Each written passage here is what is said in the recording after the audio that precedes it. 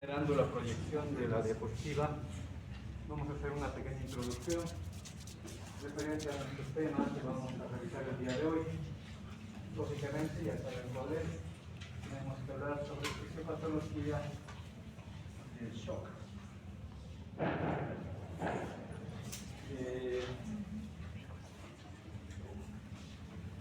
El término shock, lógicamente tienen que entender lo que además está en inglés.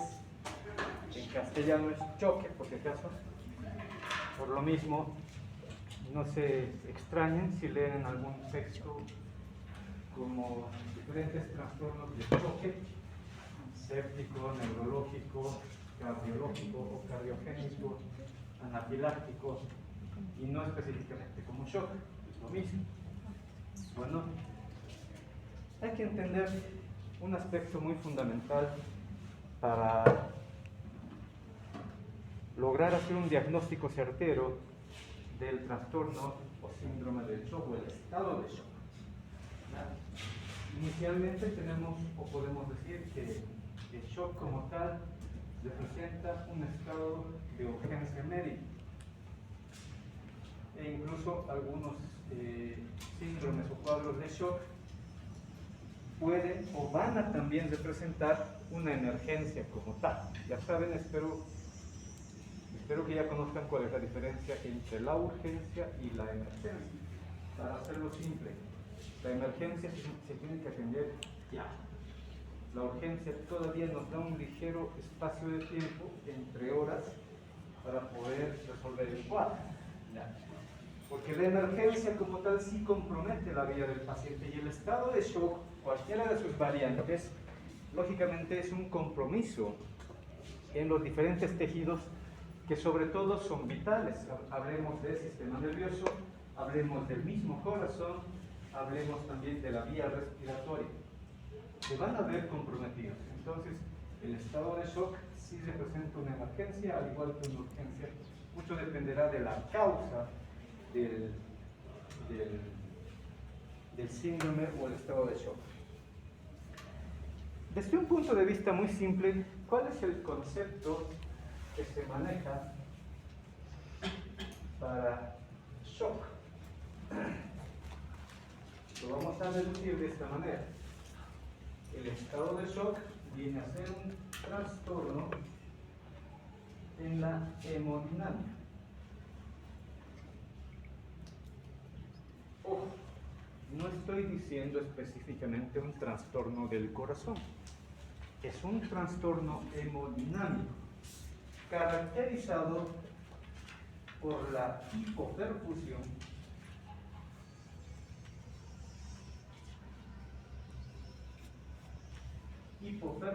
tisular con un estado respectivo de hipoxia.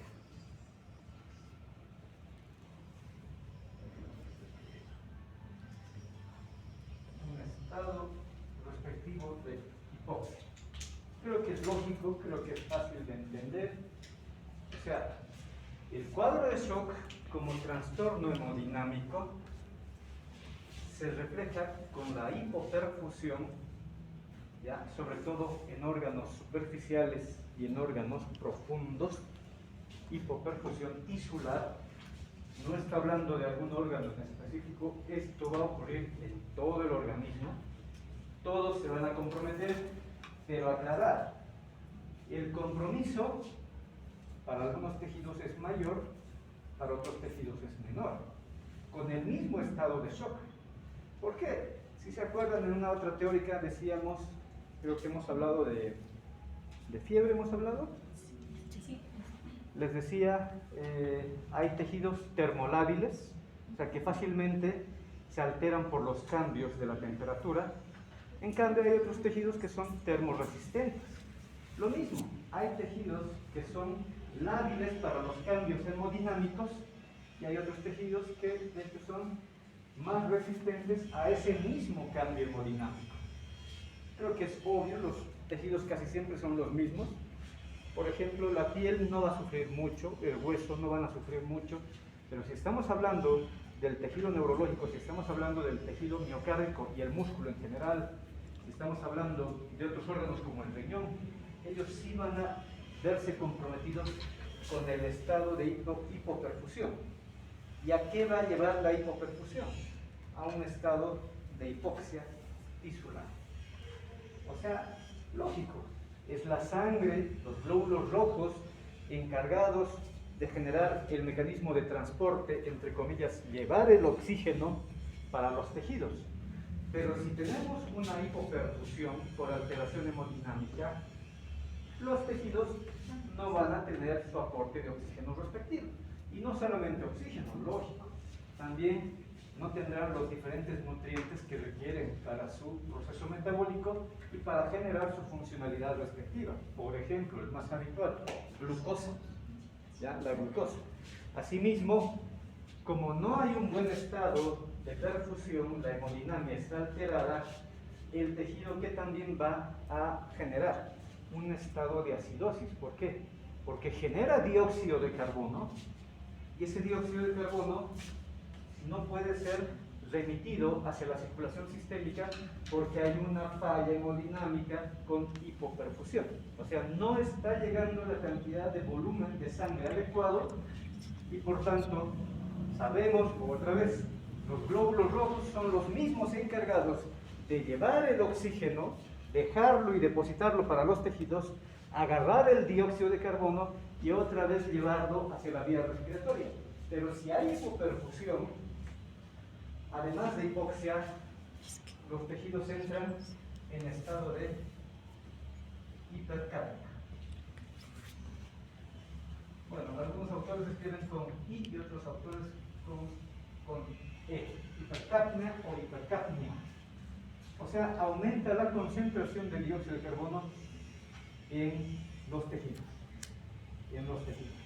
Y sabemos que el aumento del dióxido de carbono genera un estado de acidosis, porque se va a complementar con agua y va a formar ácido carbónico y eso va a generar un cambio en el pH, en el medio donde se está comprometiendo. Pero de hecho esto es generalizado. ¿Se entiende este aspecto? De hecho, entonces, si entendemos este concepto, luego entender el mecanismo fisiopatológico se hace más sencillo. Porque si no entendemos esto, lo demás se nos complica. ¿Qué tipos o estados de shock vamos a encontrar? Los más habituales. Hay diferentes maneras de catalogar al estado de shock. Por ejemplo, podemos decir, una manera es dependiente del gasto cardíaco. Hay estados de shock con gasto cardíaco bajo. Hay estados de shock con gasto cardíaco normal. Y hay estados de shock con gasto cardíaco alto. Estos últimos son los menos frecuentes, lógicamente, pero existen estados de shock con gasto cardíaco alto. Los más habituales son los de gasto cardíaco bajo y en algún caso los que le seguirían en proporción, en porcentaje, son los de gasto cardíaco normal. Esto en relación al débito cardíaco, o sea que es importante sí o sí entender el trabajo del corazón y la hemodinamia en general. Voy a aclarar más bien, no solamente el trabajo del corazón, sino también de la vasculatura. En pocas palabras, es importante entender y reconocer y recordar el trabajo cardiovascular. Bueno, luego tenemos otra variante, otra manera de catalogar al estado de shock y es justamente por el origen o tejido afectado. Generalmente son 4. ¿Ya? El shock cardiogénico, que es el más habitual. El shock neurológico.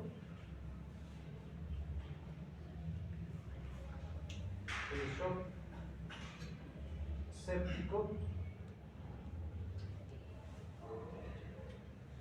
shock hipovolémico, que también es muy frecuente.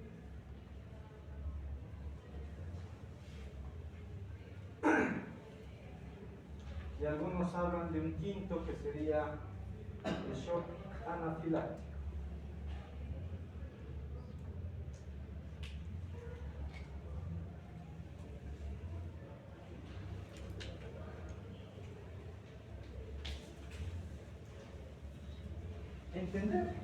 Entender cada uno de ellos no es difícil. En su mecanismo patogénico, que voy aclarando un detalle que espero que ya lo conozcan, con mi grupo he batallado mucho, creo que ya están comprendiendo. Una cosa es la patogenia y otra cosa es el verdadero mecanismo fisiopatológico.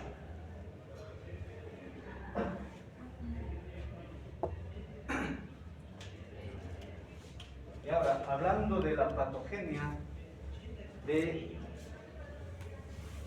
cada una de estas variantes o tipos de shock, lógicamente tenemos que entender que la patogenia es por qué se va a causar un shock cardiogénico, por qué o cómo es que se causa un shock neurológico, séptico, hipovolémico, anafiláctico. ¿Por qué? Esa sería la pregunta. Y esas son las respuestas que hay que buscar. El por qué y el cómo.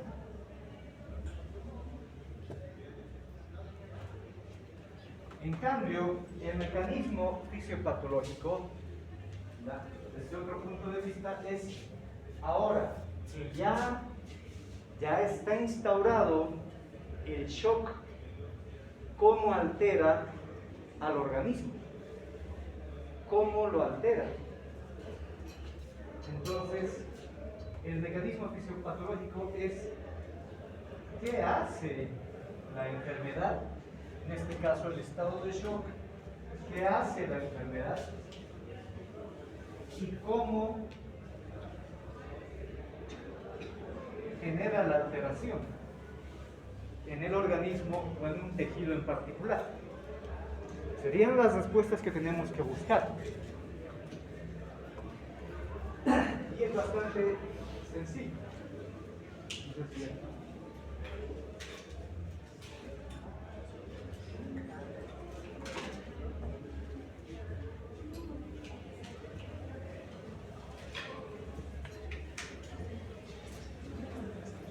Empecemos por el shock cardiogénico. De momento, entonces, un ratito lo apagamos el data para que puedan ver, si no están viendo.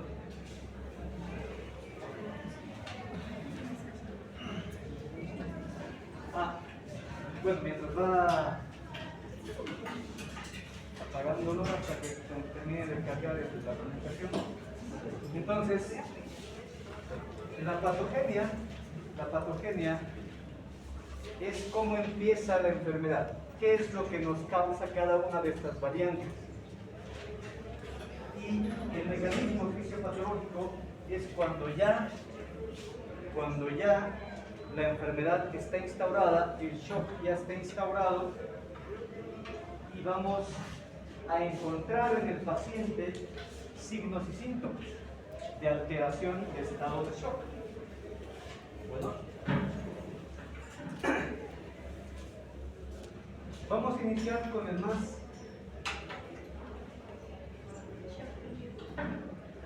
más simple primero, el de tipo hipovolémico.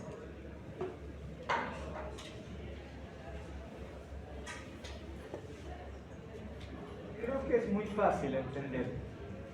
¿Cuáles van a ser las causas? ¿Qué es lo que genera que haya hipovolemia? Aquí tengo más o menos unas 30 cabezas. Estoy seguro que cada uno me puede dar una causa de estado de shock hipovolémico, de causa. Una, señorita. Pérdida de sangre.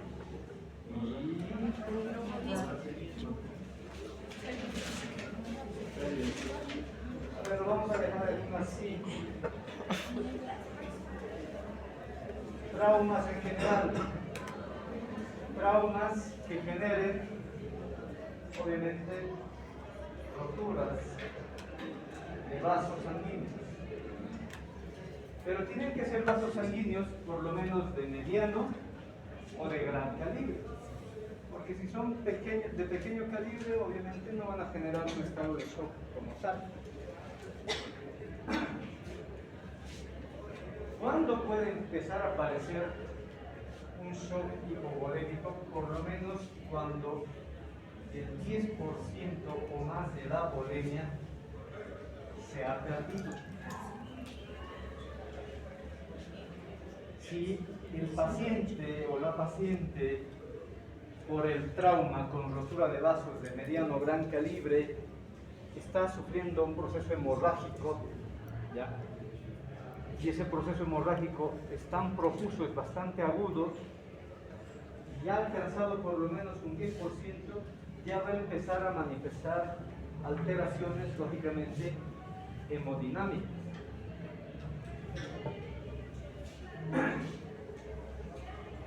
Obviamente, traumas directos, trastornos hemolíticos,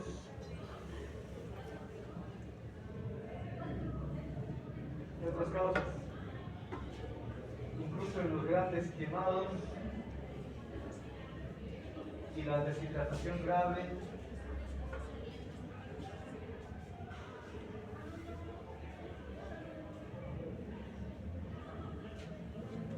Ya saben que grande quemado también es aquel paciente que tiene por lo menos una superficie corporal quemada mayor al 10%. Cuando ya llegamos al 10% o más de superficie corporal quemada, se lo considera un gran quemado. Entonces, los que tienen procesos o mecanismos de deshidratación por diarreas, por vómitos, y eso incluye a los grandes quemados. Los grandes quemados, por evaporación, ya que pierden la primera barrera que limita la evaporación, que sería la piel y el tejido adiposo, por la quemadura se pierde aquello y se va evaporando con mucha facilidad el agua corporal, por lo tanto también entran en un estado de deshidratación.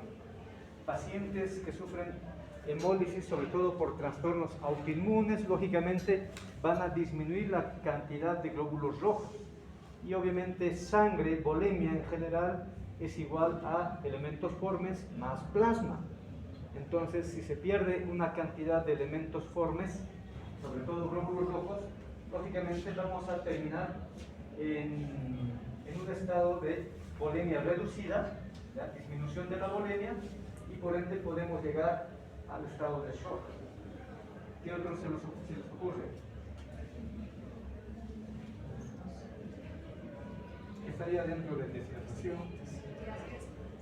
¿Perdón? ¿Está dentro de deshidratación?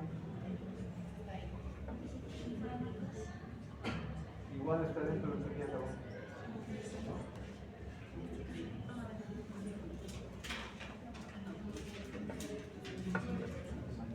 Ya. Bueno, si lo dejamos hasta por ahí, hay diferentes causas. Ya sabemos cómo es el mecanismo de cada uno. ¿Qué va a generar?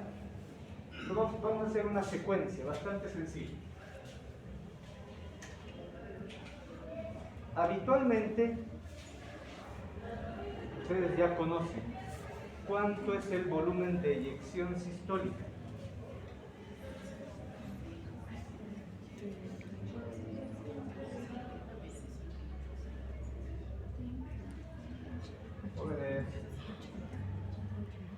O sea, si no lo están entendiendo, pero deberían entenderme, ¿cuánto de sangre expulsa habitualmente el ventrículo izquierdo? No nos interesa de momento el ventrículo derecho.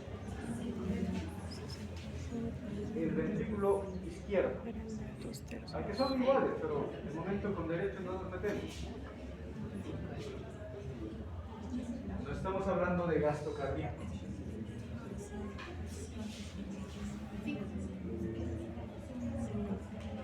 ¿Cuánto dicen? A la chonte. ¿Alguien da más? Sí, 120 qué.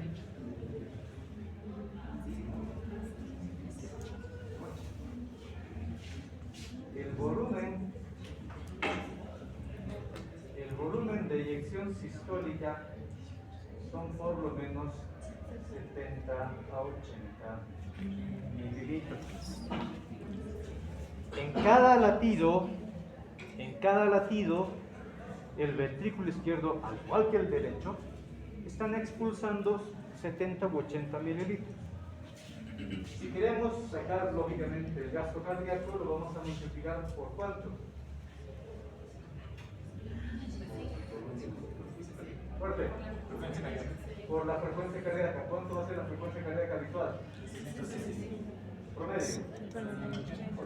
Entonces, para tener un débito cardíaco, multiplicamos o 70 u 80 por 80, que sería el número de latidos por minuto habitualmente, en promedio. Si lo multiplicamos por 70, 5.600 mililitros de volumen. Si lo multiplicamos por 80, 6.400 mililitros. Ese es el rango más o menos que cada persona tiene de débito cardíaco. Eso es lo que está expulsando el corazón en cada minuto. ¿Ya? Porque esto es por minuto, son 80 latidos por minuto y se están expulsando 70 mililitros, 80 mililitros en cada latido. Bueno, ese no es el detalle. Lo que nos interesa es el volumen de eyección sistólica. El volumen de eyección sistólica con esta cantidad genera un buen volumen efectivo circulante. Genera un buen volumen efectivo circulante. El volumen efectivo circulante oscila alrededor de 600 a 800 mililitros. Eso significa que en el torrente sanguíneo, que en el sistema arterial deberíamos tener circulando, solo en el sistema arterial deberíamos tener circulando alrededor de 600 a 800 mililitros de volumen de sangre.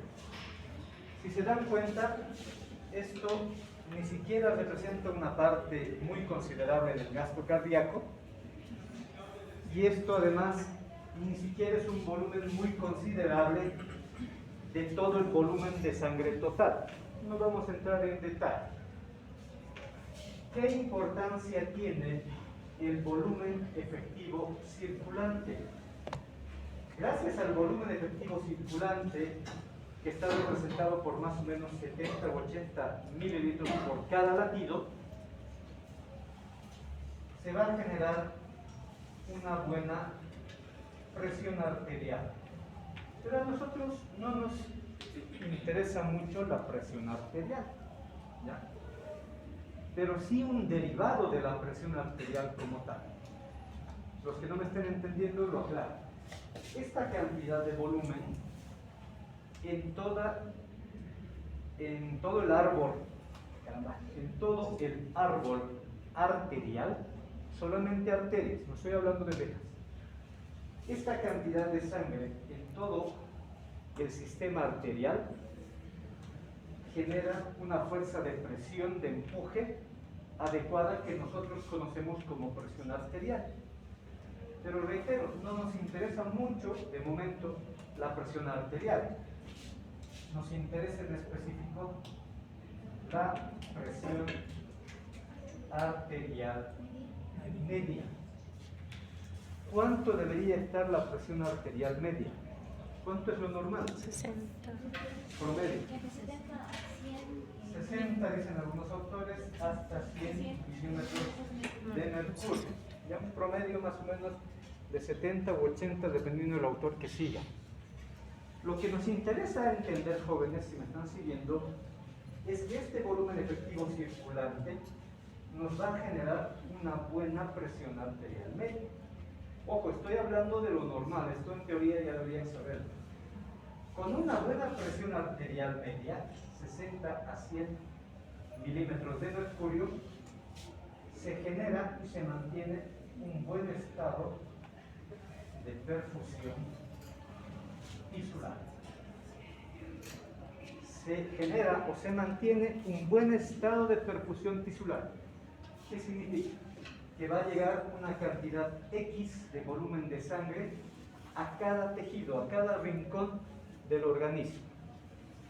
Y con ese volumen X es más que suficiente para poder aportar oxígeno, glucosa y otros nutrientes. ¿Me estoy dejando entender? ¿Qué pasa entonces cuando entramos en un estado de shock? De hecho, esta pequeña secuencia nos va a servir para hablar de cada uno de estos. Entonces, estamos iniciando con el shock de tipo hipovolémico. Hay diferentes causas, traumas, causas hemolíticas, grandes quemados, deshidratación grave, hay diferentes causas. O sea, la patogénesis es esta. ¿Por qué ha ocurrido que se está perdiendo un volumen considerable, que sería 10% o más inclusive del total? ¿Cuánto es el total de sangre habitual de una persona? No, esto es gasto cardíaco. No lo confundan. Se parece bastante al gasto cardíaco, pero no es lo mismo que gasto cardíaco, no lo confundan. ¿Ya? ¿Cómo se calcula cuánto de sangre puede tener un paciente? Sangre total. ¿Cómo? ¿Quién dijo peso? ¿Cómo? ¿Cuánto? El volumen total de sangre o la volemia total es igual a el peso del paciente en kilogramos, lógicamente, por una constante que es 0,7 o 0,8, dependiendo del autor que sigas. Algunos dicen 7 y 8. O sea, el volumen total de sangre representa el 7 o el 8% del peso corporal total. Entonces pueden multiplicarlo por 0,7 o 0,8. Entonces no va a dar específicamente el mismo dato que el gasto cardíaco. No va a dar. Mucho depende del peso de cada persona, y ese peso más o menos nos va a dar un parámetro de cuánto debería tener de volumen de sangre total.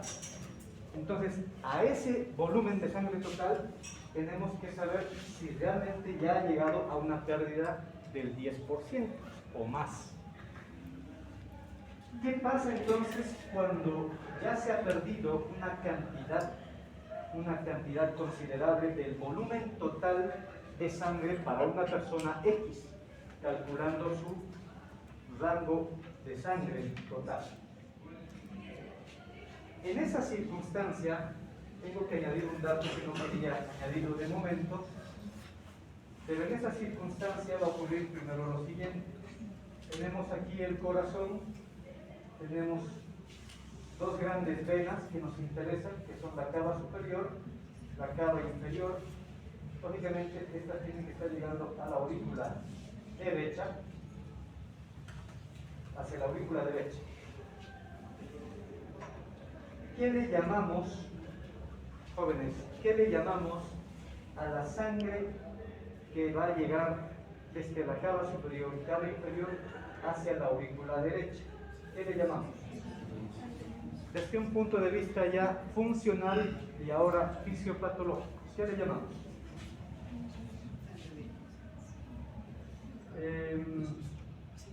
Aunque voy a tener que corregir un dato, pero ya.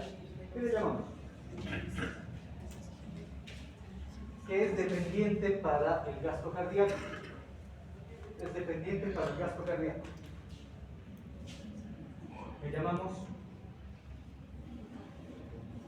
precarga. Precarga. Lo mismo vamos a tener que considerar, añadiendo datos, lo mismo tenemos que considerar respecto de las venas pulmonares, pero que van a llegar lógicamente hacia la auricular izquierda. Es decir, no sigue siendo precarga. Solamente que este es del corazón derecho Y esta es la precarga del corazón izquierdo. Ese es el dato que estoy corrigiendo.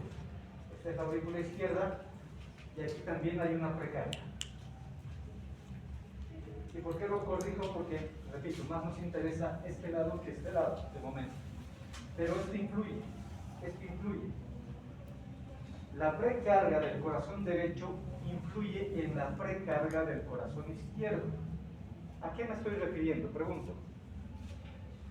Circulación menor. Ya, pero La precarga de alguna forma va a llegar otra vez a la precarga de la aurícula izquierda, o sea, de la derecha a izquierda.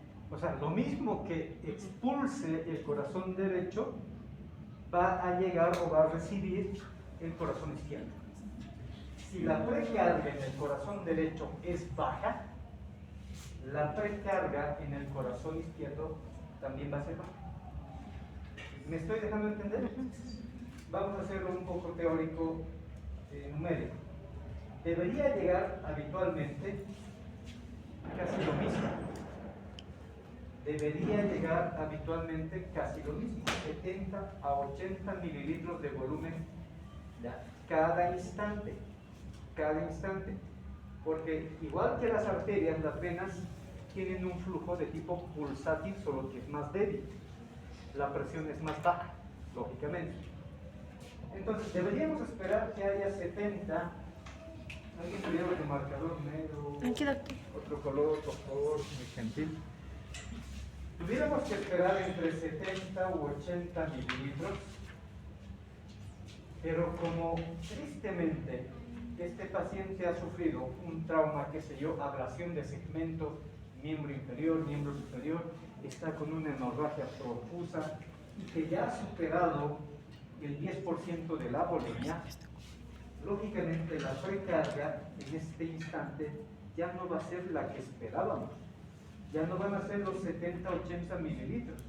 Vamos a exagerar, solamente van a llegar 50 mililitros. Esos 50 mililitros, lógicamente, van a pasar a su ventrículo respectivo. Y este corazón, este ventrículo, va a tratar de compensar y no va a expulsar solamente 50, debería expulsar 70-80. Pero como tiene una precarga baja, voy a exagerar, solamente va a expulsar 60. Y esos 60 luego tienen que volver a la aurícula izquierda, porque está yendo primero a la circulación menor, y de la circulación menor no hay cambios de volemia, lógicamente, solamente se oxigena, ¿ya? Y retorna. Entonces los 60 mililitros tendrían que volver. ¿Y cuánto va? Y de hecho ya tenemos una precarga baja para el corazón izquierdo. ¿Y cuánto va a caer acá? Obviamente van a caer los 60 y este corazón va a intentar compensar y a lo mucho expulsará 65, pero aún así no llega al mínimo que habitualmente debería expulsar, 70 u 80 mililitros de volumen. Entonces, en la aorta, vamos a decir que por acá está la aorta, solamente van a salir 65 mililitros de volumen en cada latido. Si hacemos un cálculo, 65 por 80, ¿cuánto sale?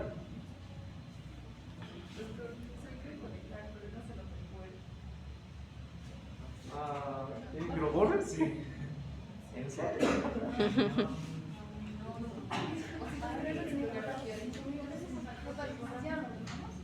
Tengo una foto de Pérez.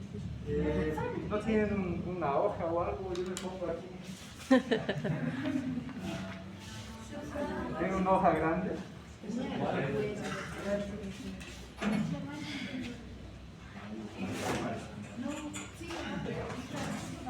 Bueno, gracias.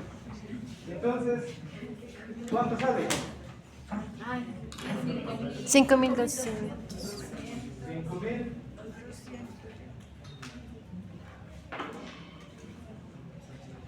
5.200 mililitros. ¿Eso han multiplicado por cuánto? ¿Por 80? 80. Por 80, ¿no? Claro, Sí. está bien. Entonces ya es un débito cardíaco bajo. Y como solamente están expulsando 65 mililitros, el volumen efectivo circulante ya no va a ser entre 600 y 800, va a ser menos. Va a ser menos. O sea, por debajo de 600, por debajo de 800, dependiendo. Y gradualmente, mientras el paciente siga en el mecanismo de hemorragia externa o interna, obviamente cada vez el volumen efectivo circulante cada vez va a ser más bajo. Si el volumen efectivo circulante va cayendo, primero la presión arterial va disminuyendo, después, ¿quién se va a ver comprometido? La presión arterial media. Si la presión arterial media baja por debajo de los 60 milímetros de mercurio, ¿quién se va a comprometer? La perfusión tisular. Y si la perfusión tisular está comprometida, o sea, ya no hay un buen flujo de sangre hacia los diferentes tejidos, ahí es cuando empieza el estado de shock. Ahí es cuando empieza el estado de shock. Entonces, este es el mecanismo que de hecho van a tener teóricamente la gran mayoría de los trastornos de shock. Obviamente, en este caso, la causante ha sido la pérdida de la volemia. Es el más habitual. Ahora tenemos que entender qué pasa cuando hablamos del shock cardiogénico, el neurológico, el séptico y el anafiláctico. De hecho, estos tres, el anafiláctico, el séptico y el neurológico, a los tres se lo conoce como un solo tipo. Algunos autores clásicos le llaman como el shock de tipo distributivo. Y enseguida vamos a entender por qué. Pero es simplemente seguir esta secuencia, si me he dejado entender. ¿Ya? O sea, se requiere un volumen efectivo, un volumen de eyección sistólica adecuado para mantener una buena perfusión tisular. Pero en este caso, por el mecanismo de hemorragia, pérdida de volumen, se ha comprometido el volumen de eyección sistólica, se ve comprometido el volumen efectivo circulante, se ve comprometida la presión arterial y se compromete la presión arterial media. Eso genera una mala perfusión tisular y se instaura, ya hemos dicho, alteración hemodinámica, hipoperfusión, y va a generar hipoxia e hipercapnia de modo gradual. ¿Me dejo entender? Bueno, no sé, ¿tiene su... alguien por favor, joven? ¿Tiene su cobertor? Un instante, tápelo por favor. Si alguien quisiera, bien debido grabarlo incluso. Pero por si acaso, lo ultimito, porque lo voy a borrar. Ahora sí lo voy a borrar. Solo un instante el cobertor, ciérrelo. La pequeña compuerta del lumen. Agárrenle la silla, cuidado, está muy inestable. Tampoco se nota muy bien, ya tómenle una imagen y lo voy a borrar. Está prendido, sabe que ya no hay más. Ya, alguien debe tener una buena cámara y... Ya, gracias. Ya debe estar. Vamos a borrarlo.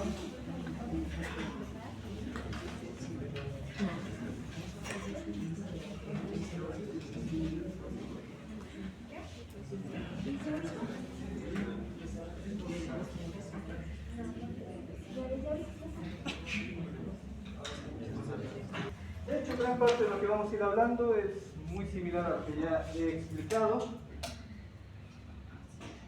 Ahora sí, por favor, pasemos. Ahí están los conceptos. Por ejemplo, el señor Villazón y Sierra, los autores que nos dicen que el shock, el estado de shock, es la situación hemodinámica caracterizada por la mala irrigación capilar e hipoxia celular con lesión consecutiva de órganos vitales. Eso ya lo habíamos adelantado.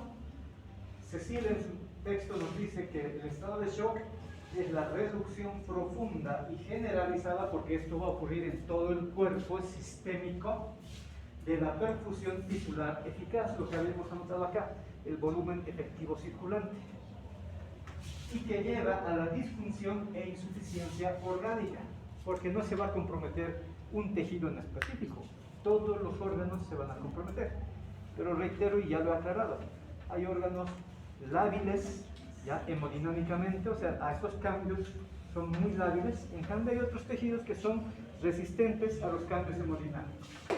Robbins nos dice, es la hipoperfusión sistémica, lógico, con reducción del gasto cardíaco, ¿ya? O volumen efectivo circulante, lo hemos aclarado, que lleva a la hipotensión, que sería la hipoperfusión, y el estado de hipotensión y disminución de la presión arterial media, con alteración de la perfusión e hipoxia tisulares. ¿Qué nos dice Ford en su texto? El estado de shock es una falla aguda del sistema circulatorio para proporcionar un suministro sanguíneo adecuado a los tejidos con hipoxia tisular. Muchos redundan, pero complementan. Argente nos dice, Argente, que es más sindromático, es más semiológico, dice, es un estado en el que la perfusión es inadecuada para satisfacer las demandas metabólicas del organismo. Sigamos. Tenemos algunos conceptos adicionales. Guyton nos dice, el estado de shock es un flujo sanguíneo inadecuado, generalizado, con daño tisular por hipoxia y otros nutrientes. Lang nos dice, es una anormalidad en el sistema circulatorio con riego tisular inadecuado, con gasto cardíaco relativo o del todo insuficiente. Gutiérrez nos dice, es el síndrome clínico por inadecuada perfusión tisular con disfunción tisular. Y finalmente un concepto que podemos englobar, que es un proceso de alteración hemodinámica con disminución del volumen efectivo sanguíneo, gasto cardíaco reducido e hipoxias tisulares. Entonces son los conceptos más habituales que van a encontrar